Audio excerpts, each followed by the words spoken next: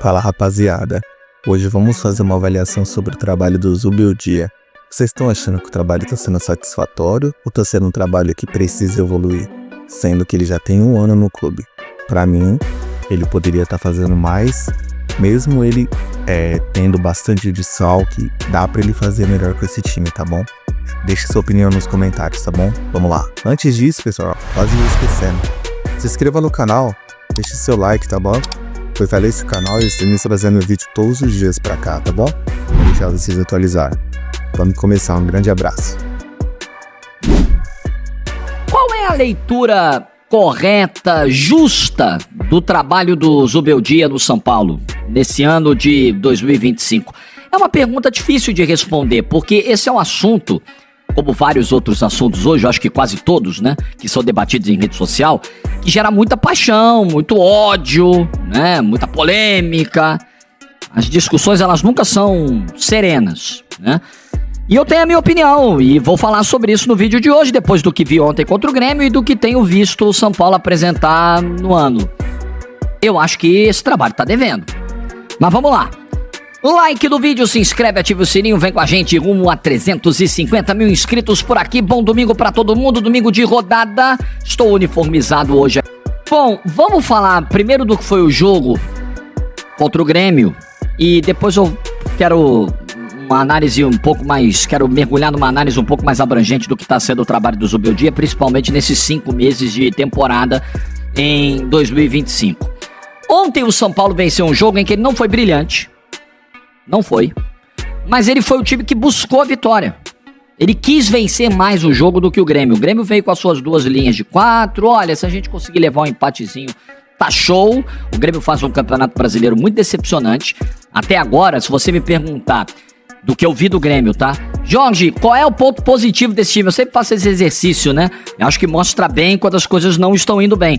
Poxa, qual é o ponto positivo? O que tá funcionando nesse time? Olha, por mais que a situação seja ruim, a pontuação seja baixa, mas pô, tem alguma coisa aqui, né? Alguma perspectiva de futuro. Eu não vejo isso hoje no time do Grêmio.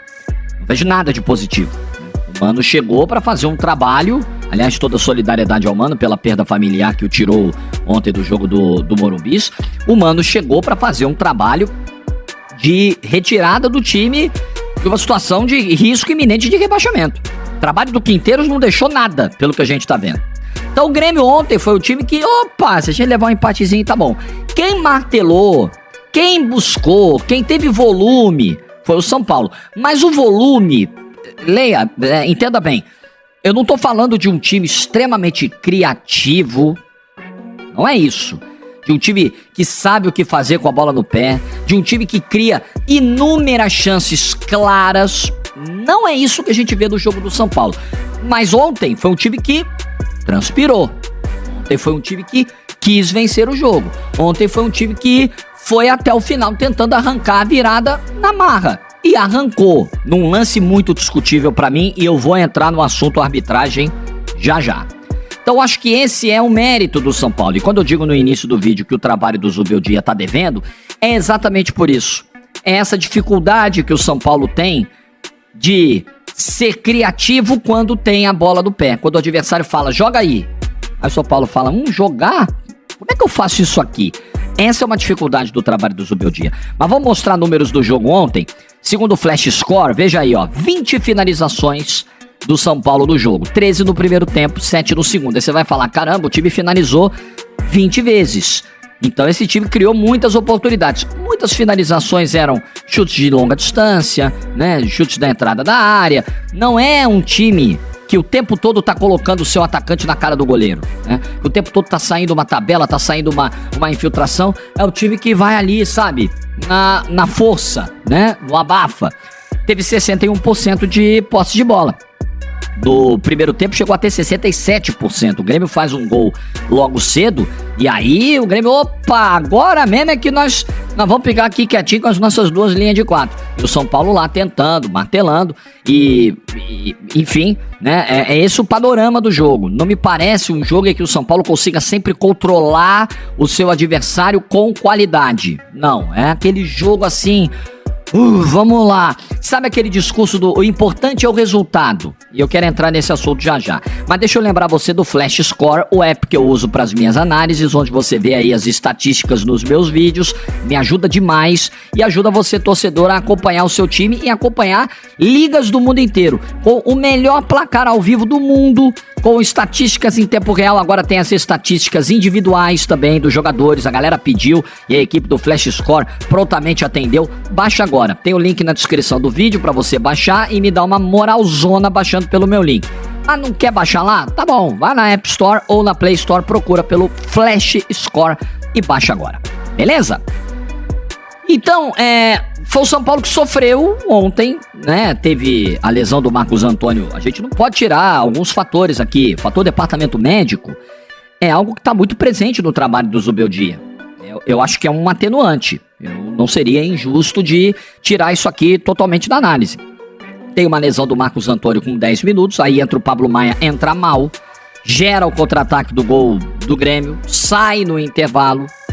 Aí você tem o Luca entrando e dando amplitude, dando velocidade, como ter ido bem o garoto, né? Como ter respondido bem. O Oscar vem para jogar de segundo volante e rende até um pouco melhor, né? O Oscar aberto na esquerda, Zubeldia não é o melhor caminho. O Oscar é o cara entre linhas. É ali que ele joga, é ali que o jogo dele aparece, é ali que ele encontra os passes, é ali que ele vai render mais. Enfim. E o São Paulo dá uma melhorada no segundo tempo com essa saída do Pablo Maia. Se organiza um pouco mais, consegue um gol logo cedo na bola parada, continua insistindo muito mais do que o Grêmio, se arriscando um pouco mais do que o Grêmio, e aí tem o lance do pênalti e ele vira o jogo. Então, foi uma vitória muito suada do São Paulo. São Paulo tem 2 vitórias no campeonato. Uma contra o Santos, que é um dos piores times da competição, tranquilamente. Sim, só não é pior que o Sport, né? Em desempenho, em futebol jogado e todos os outros fatores. E um Santos que quase empatou o jogo na última bola, não fosse a defesa do Rafael. Que, aliás, ontem também fez algumas defesas importantes ali no segundo tempo, nas poucas chances realmente claras que o Grêmio teve. E ontem é uma vitória num lance de arbitragem discutível, para dizer o mínimo. Então, peço desculpas aí a quem pensa de outra forma, quem vai ficar irritadinho, chateadinho, mas é só uma opinião sobre o lance. E vai muito na linha de algo que eu costumo repetir aqui no canal. Gente, se qualquer contato do futebol for interpretado como faltoso, acabou. Acabou. Não vai ter jogo, o jogo não vai andar. Porque você vai ter que marcar falta a cada 5 segundos. Há o toque perna com perna dentro da área, há o toque, raspa, toca o Camilo no Luciano, toca. Isso é evidente, não vou brigar com a imagem. Agora, é um pontapé? É um toque que impede o Luciano de continuar na jogada? Existe força, existe a vontade de derrubar, de tirar, sem disputa de bola, o atacante do São Paulo da jogada? Eu não enxergo esses elementos no lance. Eu não marcaria o pênalti. Não vi falta do Arboleda do Gemerson. Aliás, o Grêmio até reclama disso, né? Que no início do lance, na subida, o Arboleda teria feito. Eu não vejo falta nisso. Aliás, eu vi lance potencialmente para vermelho do Pablo Maia no primeiro tempo. Esse sim, no Dodge, né? E esse com potencial para vermelho. Apesar de não ver ali um gatilho, tá? Não ver um gatilho, não ver uma cotovelada. Mas é esse braço que fica no limite, né? Entre o apoio e a cotovelada. E vai no pescoço do jogador do Grêmio. Ali, eu não acho que tenha sido um crime não expulsar. Mas tem elementos para discutir uma expulsão. Agora, o lance do pênalti não é falta do Arboleda na subida, no início da jogada. Pra mim é uma subida normal também, né? Vejo um movimento ali de equilíbrio e tal, não tem largada, não tem nada. Pablo Maia até tem ali uma coisa de tirar o cara da jogada, no lance do primeiro tempo. No lance do Arboleda eu vejo diferente. E o toque do Camilo no Luciano, ele não impede o Luciano de continuar na jogada. Ele não é uma pancada, ele não é um pontapé. Eu não acho que é lance pra pênalti. Mas a arbitragem marcou o pênalti, o André Silva bateu, o São Paulo venceu o jogo. Não dá pra dizer que a vitória é injusta, olhando o que cada time fez no jogo, né? Se a gente entender que o pênalti foi mal marcado, aí a gente vai entrar no campo de justiça ou injustiça. Eu acho que foi mal marcado. Mas se a gente olhar produção, um time que finalizou 20 vezes, mesmo não sendo tantas finalizações claríssimas assim, Mas esse time buscou mais. Esse time quis ganhar mais o jogo que o Grêmio ganhou o jogo. Agora, com algumas dificuldades repetidas. E aí eu quero falar desse trabalho do Zubeldia. O São Paulo, quando o adversário chega e diz, joga aí, o São Paulo não tem ferramentas para fazer um jogo fluido. São Paulo é o time com muita dificuldade para ser dominante, para ser propositivo. Ó, eu sou o protagonista do jogo, daqui. Eu vou criar jogadas, eu vou fazer um jogo pensado. O São Paulo tem dificuldades para ser essa equipe. São Paulo é o time que responde muito melhor na base da velocidade, né? Na base do contragolpe, né? É assim que o São Paulo responde. Quando ele precisa ser o protagonista do jogo, ele tem dificuldades. E acho que isso é uma questão do trabalho do Zubeldia. E a gente vê muitas vezes um discurso para defender o trabalho do Zubeldia. Veja, eu não tô querendo comprar briga com ninguém, não. Mas é só uma discordância de ideias. Eu vejo muitas vezes um discurso que vai na seguinte linha.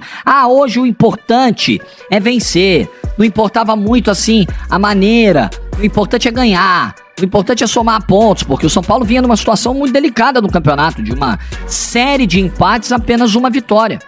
E acho que a situação ainda é ruim. Por mais que o São Paulo tenha subido ali pro meio da tabela momentaneamente, mas foram muitos pontos perdidos. Há uma priorização nesse momento às Copas. E acho que o São Paulo precisa olhar pro exemplo do Atlético Mineiro de 2024 para ver exatamente o que não deve ser feito. Priorizar a Copa, tudo bem, isso é mais velho que andar pra frente. No futebol, quantas equipes fazem isso? Não, vou priorizar a Libertadores, vou priorizar a Copa do Brasil, beleza. São Paulo ganhou a Copa do Brasil, inclusive, nessa priorização. Naquele ano, vamos priorizar a Sul-Americana e Copa do Brasil. Caiu na LDU, na Sul-Americana, e ganhou a Copa do Brasil. Beleza. Agora, você não pode fazer o que o Atlético fez. E o Atlético, no ano passado, teve muitas dificuldades. Fez um primeiro turno muito ruim, de pontuação muito baixa. Nós estamos na rodada 8. 8. A essa altura, no ano passado, o Atlético Mineiro, que tinha... Acho que é diferente do São Paulo, né? O São Paulo, esse ano... Eu acho que ninguém colocou numa briga direta por título. No máximo uma equipe que corresse por fora, mas candidato não. Talvez no ano passado o Atlético fosse um pouco mais considerado para isso que o São Paulo. Talvez. A essa altura o Atlético já estava fora da briga. Totalmente fora da briga. E aí nessa de, beleza, não vai dar mais, então vamos largar. O Atlético quase foi rebaixado na última rodada do Campeonato Brasileiro. Tomou uma bola na trave que poderia ter rebaixado ele na última rodada do Campeonato Brasileiro, mesmo tendo jogado a final da Libertadores e a final da Copa do Brasil. Então tem que ficar esse exemplo pro São Paulo. O São Paulo na verdade 9, né? É a 9ª rodada, não é a 8ª, é a 9ª. O São Paulo já jogou a 9ª rodada. Então tô falando de 9 rodadas. São Paulo em 9 rodadas, em 9 jogos, o São Paulo empatou 6. O São Paulo tem 8 gols marcados no campeonato. São Paulo tem menos de um gol marcado por jogo no campeonato. São Paulo tem dificuldades para jogar. São Paulo tá tendo dificuldades no Campeonato Brasileiro. E ficar nessa de que, não, o importante é ganhar, o importante é o resultado. Eu acho que isso vai servindo de muleta para a defesa do trabalho do Zubeldia. Não, porque aí o que acontece? Próximo jogo, vou até pegar aqui a tabela aqui do São Paulo. Porque aí os discursos, eles vão seguindo numa linha que é muito cômoda pro Zubeldia. Não, hoje o importante é vencer. Aí tem o jogo contra o Náutico agora, na Copa do Brasil, no meio de semana. Não precisa jogar bem. O que importa é a classificação. Aí depois tem o jogo com o Mirassol em casa. Não, Mirassol vem aqui pra se defender e tal. Precisamos ganhar, Aí depois do Mirassol tem o Tadieres em casa. Não, mas já tá classificado, beleza, né? Esse jogo não é importante. Aí depois tem o Bahia fora de casa. Não, jogo fora, né? Pô, Bahia, time do Rogério Ceni, um bom time e tal, sempre um jogo difícil. Assim, se sempre a galera ficar numa de achar uma muleta argumentativa, eu acho que a gente vai fugir do foco da questão, que é cobrar o melhor desempenho desse time. De um time titular que tem qualidade. Sofre com desfalque? Sofre.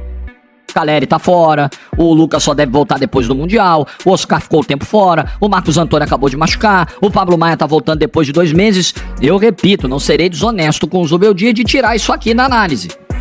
Agora, ainda assim, com o que ele tem à disposição, o São Paulo pode jogar um futebol muito mais convincente no campeonato. E não joga. E o São Paulo é um time que faz força para ganhar os seus jogos, ou para arrancar empates, que tem sido a tônica do trabalho do Zubeldia. Então as 2 vitórias que o São Paulo tem no Campeonato Brasileiro, elas não me empolgam.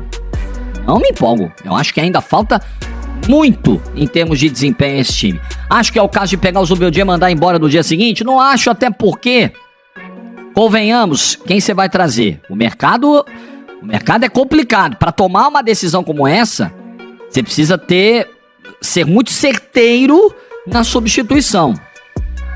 Agora, para um time que teve 20 dias de intervalo entre o Campeonato Paulista e o Campeonato Brasileiro, um time que manteve o treinador na virada do ano, um treinador que resistiu a vários momentos de pressão, esse treinador já deveria estar dando uma resposta muito maior do que vem dando.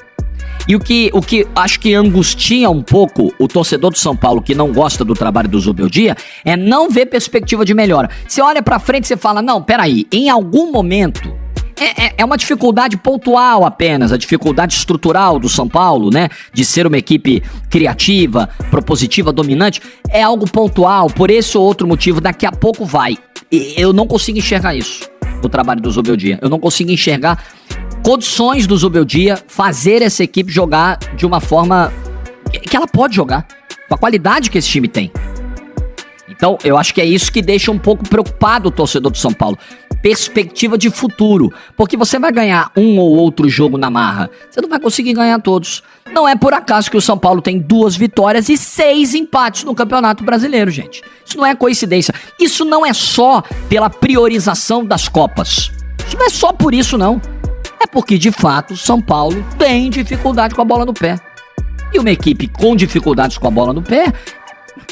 É por isso que ela tem menos de um gol por jogo no Campeonato Brasileiro. Por isso que ela tem uma média de gols baixa no Campeonato Brasileiro. Por isso que ela empata tanto. E ela tem qualidades pra fazer mais. Tem. É evidente que tem. E tem os meninos despontando. Ontem, como a gente já reforçou aqui, o Lucas entrou muito bem. O Lucas Ferreira tá num momento de oscilação que eu acho super normal, pela idade e tal. Daqui a pouco eu acho que ele vai retomar, ele tem qualidade pra isso.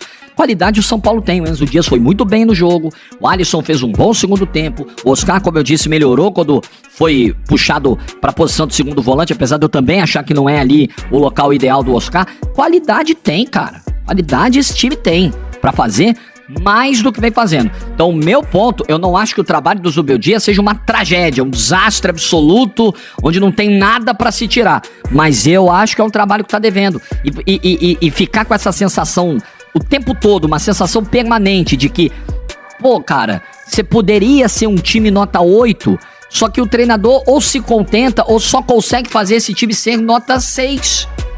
O time não é pra 10, mas esse time é pra mais do que nota 6. E o trabalho do Zubeldia me parece apenas isso. E acho que apenas isso é pouco. Não foi suficiente para ganhar o Campeonato Paulista, por exemplo, que a diretoria tratava com muita importância. O que a gente ouve aí, não, Paulista é importante. O Zubeldia ouviu da diretoria que ele tinha que brigar pelo título paulista. Não foi suficiente. E acho que não será suficiente para pensar numa Libertadores, numa Copa do Brasil, jogando nesse nível que o São Paulo tem jogado. Se elevar o nível coletivo, pelas peças que tem, com a qualidade que tem, é óbvio que o São Paulo se candidata a brigar. Mas no panorama atual, eu não consigo enxergar isso. Eu acho muito difícil.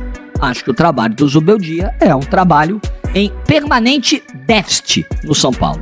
É como eu vejo. Não sei se você pensa como eu, né? Se você discorda e vai ficar revoltado, porque agora é assim, né? Agora a gente entrou numa neura. Não basta defender a sua posição, é preciso brigar com todo mundo. Então, tem gente que... quando alguém fala mal do Zubeldia, quer brigar com a pessoa. Calma, gente. É só uma opinião. É só uma opinião. Não acho o Zubeldia o pior técnico que passou pelo São Paulo, não. Mas acho que ele tá devendo. É só uma opinião. Você não precisa me odiar por causa disso, não, tá? Por favor, você pode amar o Zubeldia sem odiar aqueles que não amam. É possível fazer isso, tá, gente?